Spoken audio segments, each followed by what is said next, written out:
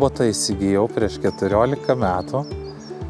Tai buvo pirmasis Husqvarna robotas, skirtas nedidelėm sodos sklypam.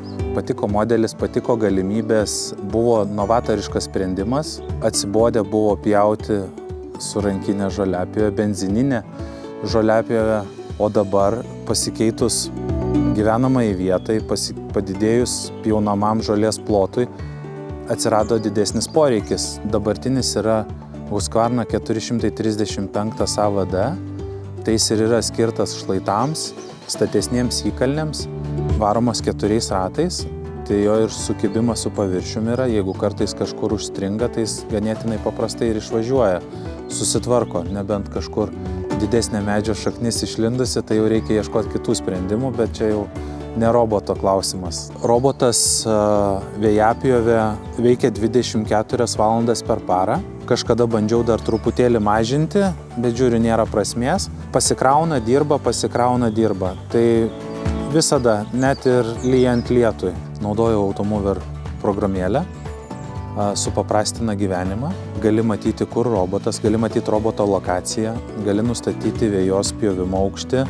Jeigu matai, kad gal kažkoks stipresnis vėjas bus ar dar kažkas, kad gali užgriūti koks medis, tai tiesiog nusiunti jį namo pailsėti, pasikrauti.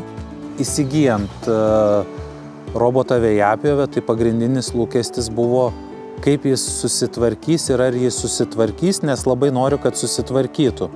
Taip neramu buvo, kai pirmą dieną jis pradėjo pjauti ir jisai, kadangi pjauna ne tolygiai, o jisai kaip avis. Jisai į vieną kampą nuvažiuoja, paskui į kitą kampą nuvažiuoja ir taip, o buvo tokia aukštesnė žolė, atsimenu, ir čia taip turi būti.